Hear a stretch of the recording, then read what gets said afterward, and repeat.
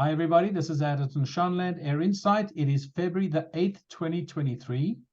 My guest today is Jacob Klingensmith, who is the president of Tamarack Aerospace Group and is also owner at Pilot Training Northwest. He's based in Sandpoint, Idaho. Jacob, thank you very much for chatting with me today. Hi, Addison. Thank you for having me.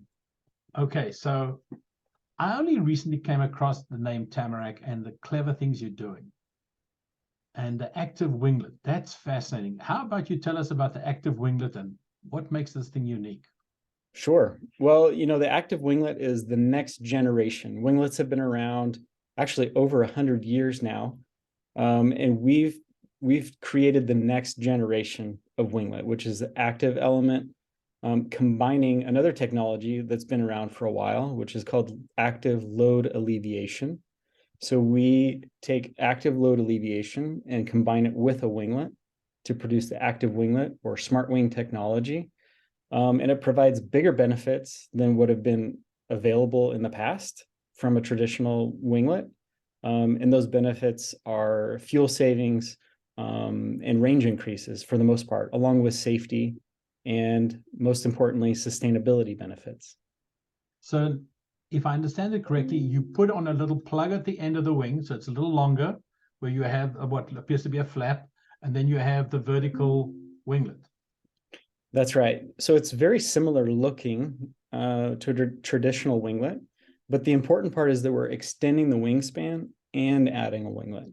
So within that extension, we're adding, like you said, what looks like a short flap or a short aileron.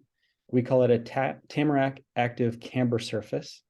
Those are on both sides. They move symmetrically to actively reduce the load on the wing when the aircraft encounters a high wing loading event like a gust or a maneuver.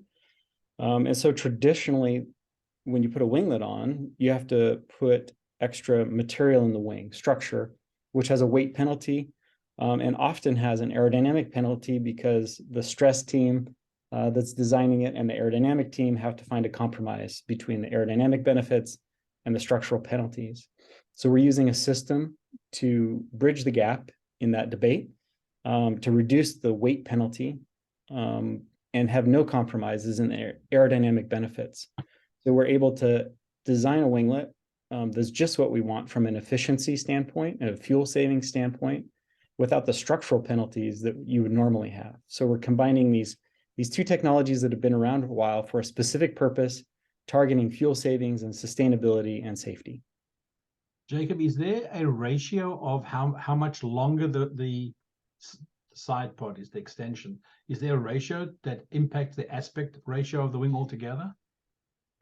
Yeah, we typically target about a 10% increase in aspect ratio, which is significantly more than you would see in a traditional winglet upgrade.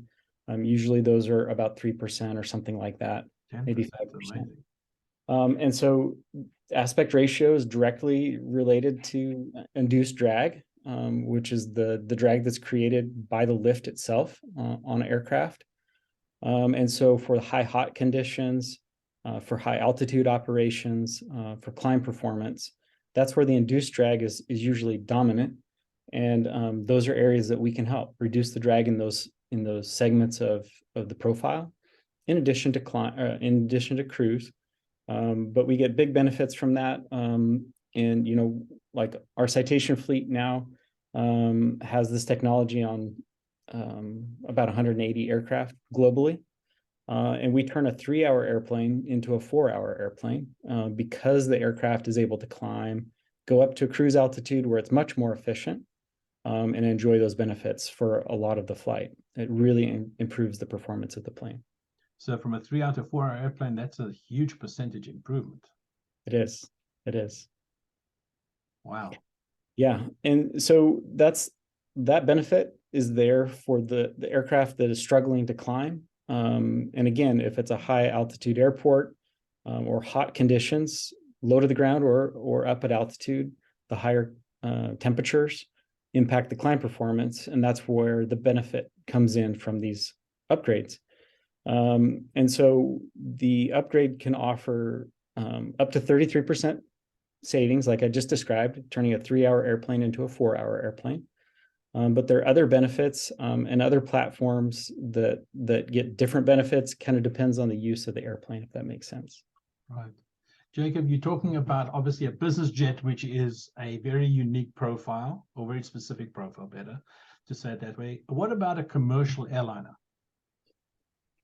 What do you think the Yeah, impact would be on that? that's a great point. We've done a lot, from the beginning of the company. The business has been focused on providing a huge benefit to the aviation community. And the biggest benefit is on the narrow body aircraft, the 737s and the A320s. Those have the biggest fuel burns from a fleet standpoint, and also the biggest emissions because of that associated fuel burn. And so a traditional winglet on those narrow body aircraft, we're kind of used to seeing, 4 or 5% economy improvements from a traditional winglet. And our projections are showing about a 10% improvement for those airplanes. So like I said, it's the next generation of efficiency upgrade for those airplanes, extending the wingspan and putting a aerodynamically optimized winglet onto those airplanes and providing a lot of fuel savings, a lot of emission reductions, and noise reductions. Because of the climb performance, we're able to climb at a steeper profile or at a reduced engine setting, which helps the noise profile, which is really important in those fleets globally. As we look at the overall picture of sustainability and environmental impact, the noise is a big piece of that. Right. I'm thinking about in the US, the typical single aisle airliner is flying 800 to 1200 miles, right? That's right. That's not going to change if they have this enhanced technology on the wing. So they're not looking for more range necessarily. So they would be looking for fuel burn, right? So what do you think do you think better than 10% improved fuel burn? No, I think, one of another good rule of thumb is for every 1,000 feet higher of cruise altitude is 3% more efficient. So for 2,000 feet higher, it's 6% more efficient, and that incrementally up. So on flights, even, under 1,000 nautical miles or around 1,000 nautical miles, if they're able to cruise at a higher altitude when they're heavy, Climb quicker. Then they can get up to that more efficient altitude more readily. We're all used to that on an airline flight. They will climb up for a while and cruise for a while, burn off some fuel, and then step up to a higher altitude. And so if we can avoid that by providing a better climb performance and have a better initial cruise altitude, then you're more efficient. And that's where the fuel savings comes in. In addition to being more efficient in the cruise, you're at that higher altitude in the first place. That's amazing. It's an amazing idea. You mentioned that you're on over 100 citations. Do you find that owner operators in that kind of segment are really focused on the range improvement or the fuel burn? I mean, it's two sides of the same coin, right? It is. It's two sides of the same coin, and it really varies depending on an individual. A lot of those are owner operators. We do have several charter operators.